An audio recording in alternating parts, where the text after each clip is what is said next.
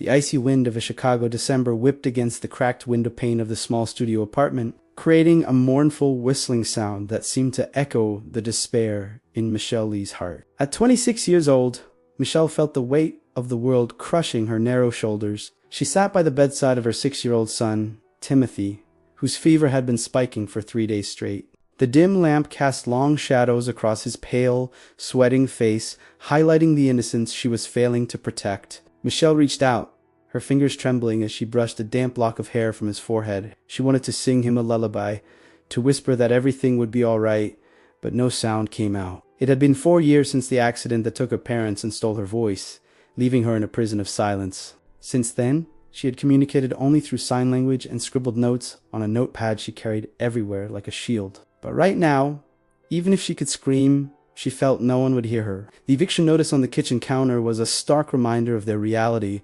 48 hours to vacate. No money for rent, no money for the specialist Timothy needed, and absolutely nowhere to go. A heavy, authoritative knock on the door shattered the fragile silence. Misha froze. It was too late for the landlord. It was nearly midnight. She stood up, her legs feeling like lead, and moved to the door, peering through the peephole. Distorted by the glass stood a man who looked like he had just walked out of a war zone. He was tall, imposing, wearing a heavy, soot-stained turnout coat with reflective yellow stripes of Firefighter. His helmet was tucked under one arm, and his face was smeared with ash. But his eyes were piercing, a startling shade of steel gray that seemed to glow in the hallway's dim light. Michelle hesitated, fear gripping her throat.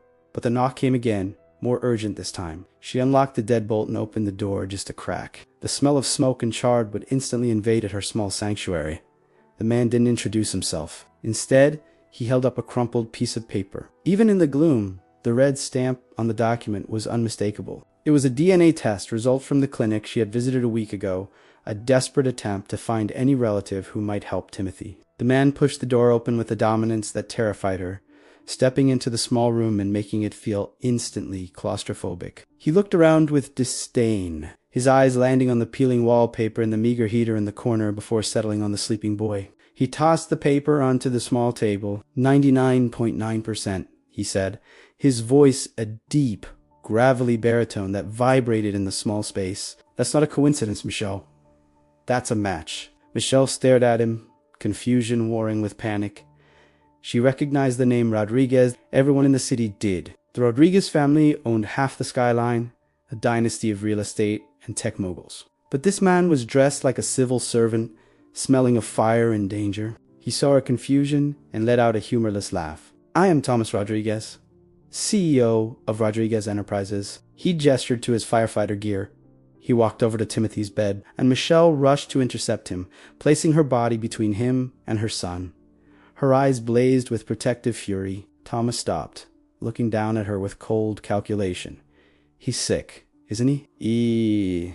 Conceit. You can't afford the treatment he needs. I checked your financials, Michelle. You have $12 to your name. Michelle's heart hammered against her ribs. He knew everything. Thomas read the note, and his expression hardened.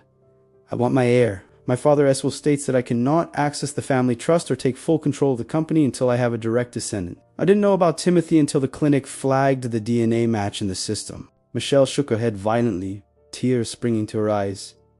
She wrote, you can't take him. Thomas stepped closer, looming over her. And he's my blood. You have two choices. Choice A, I drag you through family court. With my lawyers and your disability and poverty, you'll be declared unfit within a week. He let the threat hang in the freezing air. Michelle trembled. She knew he was right. The system was not built for people like her. Or, Thomas continued, his voice dropping to a dangerous whisper. Choice B, you marry me tonight. Michelle's eyes widened. A man who looked at her with such undisguised contempt. It's a contract marriage, he clarified, pulling a folded document from his heavy coat pocket.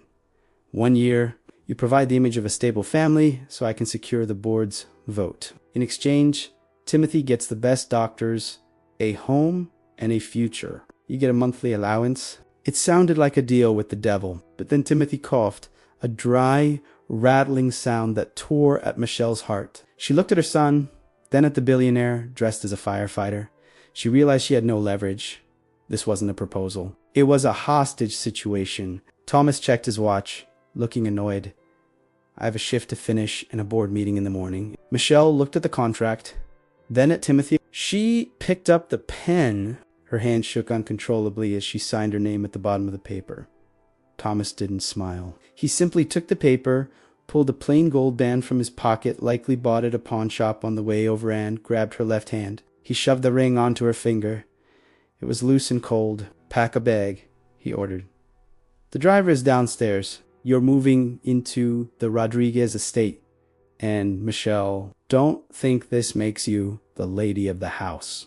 The drive to the Rodriguez estate was a blur of neon lights and darkness. Michelle sat in the back of a luxury SUV, clutching Timothy, who was wrapped in blankets. Thomas had stayed behind, disappearing back into the night to fight fires, leaving her to face his world alone. When they arrived, the estate was terrifyingly grand, a fortress of stone and glass. But the welcome was far from warm. Waiting in the foyer was Barbara Brown, Thomas's stepmother, a woman whose face was pulled tight by plastic surgery and bitterness. Next to her was Angela Lewis, a stunningly beautiful socialite who had been chasing Thomas for years. They looked at Michelle's worn coat and muddy boots with sheer disgust. So this is the creature he dragged in, Barbara sneered, not even lowering her voice. A mute waitress. Angela laughed, a sharp, cruel sound. Don't worry, Barbara. She's temporary. Look at her. Michelle held Timothy tighter, keeping her head down, but inside, a spark of anger began to ignite. She wasn't doing this for herself. She was doing it for Timothy. The first few weeks were a living hell. Thomas was rarely home, spending his days in the boardroom and his nights at the fire station, avoiding the wife he had purchased. This left Michelle at the mercy of Barbara and Angela. They assigned her the smallest room in the servants' quarters. Despite the marriage contract, they sabotaged her meals, accidentally destroyed her clothes, and mocked her silence at every turn. During a dinner party where Thomas was absent, Angela deliberately spilled red wine on Michelle's only decent dress and loudly proclaimed, "Oh dear, clumsy little thing." The guests laughed. Michelle stood there, the red stains spreading like a wound over her chest, her fists clenched. She wanted to cry, but she refused to give them the satisfaction. She went to the kitchen, grabbed a cloth, and cleaned the mess herself, her dignity her only armor. But the dynamic shifted one rainy Tuesday. Thomas returned home earlier than usual, exhausted and smelling of smoke. He found Michelle in the garden greenhouse, a place no one else visited. She was tending to a rare, dying orchid with a tenderness that caught him off guard. He watched her for a moment, unseen. She was humming a vibration more than a sound in for a split second. The hardened armor around his heart cracked. He approached her, his boots crunching on the gravel. Michelle jumped, dropping her trowel. Thomas looked at the orchid, which was showing new blooms. "My mother planted that," he said quietly, his voice lacking its usual bite. Michelle picked up her notepad and wrote, "Asterisk, it just needed patience." Asterisk. Thomas looked at her, really looked at her, for the first time since that night in her apartment. He saw the fatigue under her eyes, the resilience in her posture. "Timothy is doing better," he said abruptly. Michelle nodded, a genuine smile lighting up her face. That smile hit Thomas like a physical blow. G turned away, confused by his own reaction. "Dinner is at 7. Don't be late," he barked, retreating to the safety of his cold persona. But as he walked away, he touched his chest, wondering why his heart was racing. Thomas's sudden attention to Michelle did not go unnoticed. Barbara and Angela, sensing a shift in the power dynamic, escalated their torment. They knew they couldn't attack Michelle physically without risking Thomas's wrath, so they aimed for her heart, Timothy. One afternoon, Michelle returned from a walk to find Timothy's room in shambles. His toys were broken, his drawings ripped from the walls. Timothy was huddled in the corner, sobbing silently. Michelle's blood ran cold, then boiled hot. Asterisk, it wasn't signed, but the heavy scent of Angela's cloying perfume lingered in the air. This was war. Michelle marched to Thomas's study, ignoring the do not disturb sign. She slammed the note onto his desk, her hands flying in angry sign language. When he looked confused, she grabbed a pen and wrote in jagged, furious letters, "Asterisk, protect him or I leave." Asterisk. Thomas read the note, his jaw tightening. He went to Timothy's room, seeing the destruction. For the first time, the billionaire CEO felt a pang of guilt. He had dragged them into this viper's nest and left them defenseless. That night, at dinner, the atmosphere was suffocating. Barbara and Angela were smirking over their soup. Thomas set his spoon down with a clatter. "Barbara," he said, his voice calm but deadly. The table went silent. Angela gasped. Thomas cut her off with a glare that could freeze fire.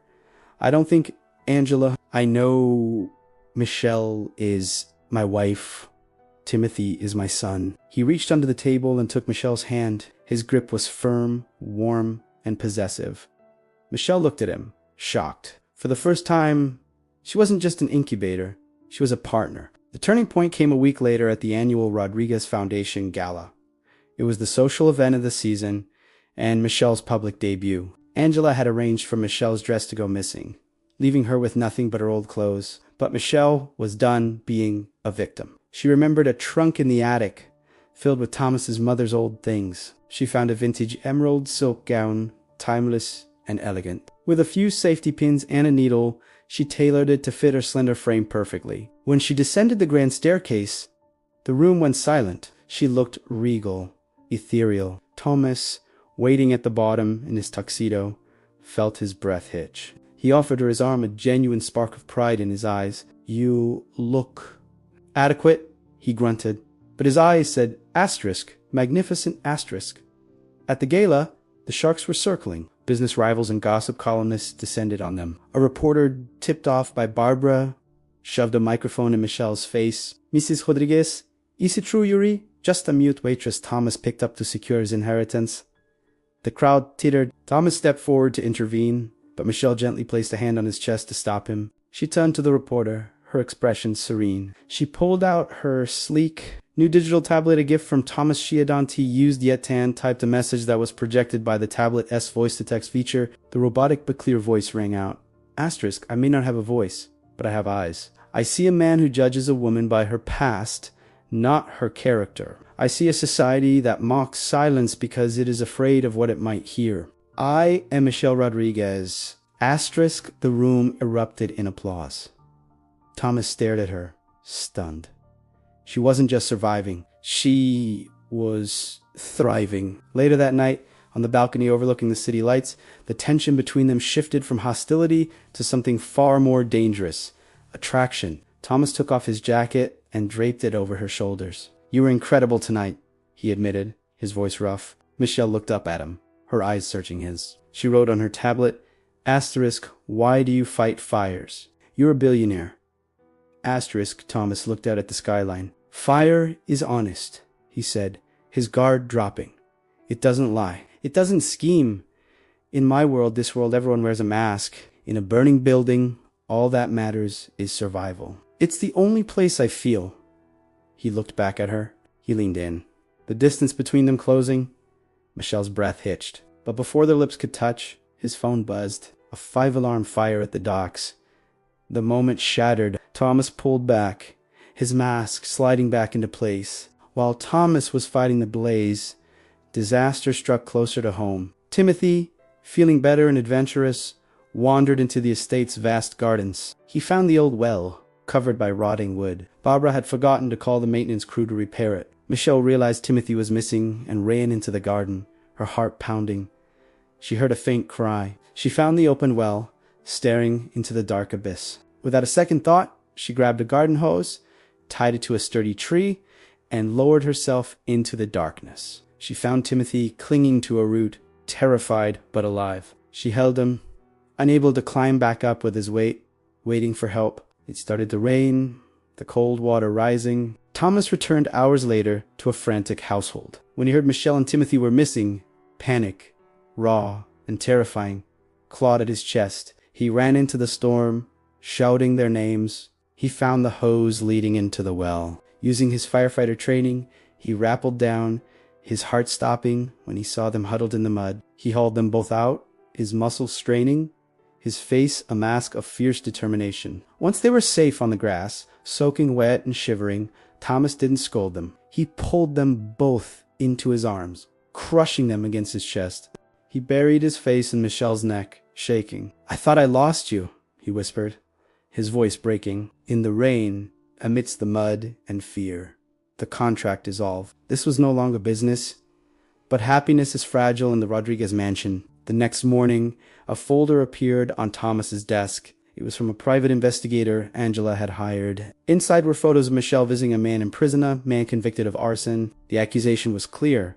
Michelle wasn't just a poor waitress. She was the daughter of an arsonist, and she was allegedly plotting to burn down the Rodriguez empire from the inside. Thomas stared at the photos, the trust he had started to build crumbling under the weight of his old paranoia. He stormed into their room, throwing the photos at her. He demanded, his eyes cold steel again. "Is this why you targeted me?" Michelle looked at the photos, her face draining of color. She couldn't explain, not without revealing the darkest secret of her past, a secret that had stolen her voice. She stood silent, tears streaming down her face, which Thomas took as an admission of guilt. "Get out," he hissed. "I hope you are enjoying the story. If you want to know how Michelle fights back and what the secret behind the arsonist is, subscribe to the channel now. Don't miss the conclusion of this emotional roller. Tell me in the comments, if you were Michelle, would you try to explain the truth to a man who doesn't trust you, or would you walk away to protect your dignity? I read every comment. Michelle packed her meager belongings in silence, the same duffel bag she had arrived with. She didn't take the jewels, the designer clothes, or the black car Thomas had given her. She only took Timothy and her dignity. As she walked through the grand foyer, Barbara and Angela watched from the landing, clinking champagne flutes in triumph. Thomas stood by the window in his study, watching her leave, his heart feeling like a stone in his chest. He told himself he had dodged a bullet, but the silence in the house was now deafening, unbearable. It wasn't the silence of peace. It was the silence of a tomb. 3 months passed. The city was gripped by a heat wave, but Thomas felt perpetually cold. He had thrown himself into work, merging companies and fighting fires with a reckless abandon that worried his crew. He had won. The inheritance was his. The threat was gone. But he was miserable. One evening, while reviewing the security footage from the night of the well, incident looking for closure, he noticed something odd. In the background of a different camera angle, he saw Barbara and Angela tampering with the well cover hours before Timothy fell. His blood froze. They hadn't just been negligent. They had set a trap. He dug deeper, hiring his own independent investigator to look into the arsonist Michelle had visited. The report landed on his desk 2 days later, shattering his reality. The man in prison was Michelle's brother, wrongfully convicted of the fire that killed their parents, a fire started by a faulty electrical system in a building owned by Rodriguez Enterprises. The company, under his father's rule, had covered it up to avoid a scandal, framing the son of the maintenance man. Michelle wasn't a con artist. She was a victim of his family's greed. She had lost her voice screaming for help that never came. The arsonist she visited was the only family she had left, and she was fighting to prove his innocence. Thomas felt a wave of nausea. He had monstered the woman who had every right to hate him, yet had saved his son and showed him kindness. He had to find her, but Michelle had vanished. The investigator tracked her to a small, run-down town 3 hours away. She was working at a diner and living in a small trailer, but she had used the last of her savings to hire a lawyer for her brother. Thomas didn't take his limousine. When he pulled up to the diner, the sight of the massive truck caused a stir. He walked in, still in his gear. Michelle dropped a tray of coffee when she saw him. She looked tired, thinner, but her eyes were still fierce. She moved to run, but Thomas dropped to his knees right there on the greasy diner floor. "I know," he said, his voice cracking. The diner went silent. "I know about the fire. I know about your brother." He pulled a document from his pocket, not a contract this time, but a court order. "I reopened the case. My legal team has already filed the appeal. Your brother will be out by next week." And Barbara and Angela... Michelle stared at him, her hands trembling. Thomas stood up and took a step closer, respecting her space. "Because you were right. I judged you by your past." He took a deep breath. "I don't want the inheritance. I don't want the company if it means losing you. I want to be the man you saw in the garden. I want to be Timothy's father, and I want to be your husband." Michelle looked at him, tears spilling over. She raised her hands, not to write, but to sign. "I have no voice."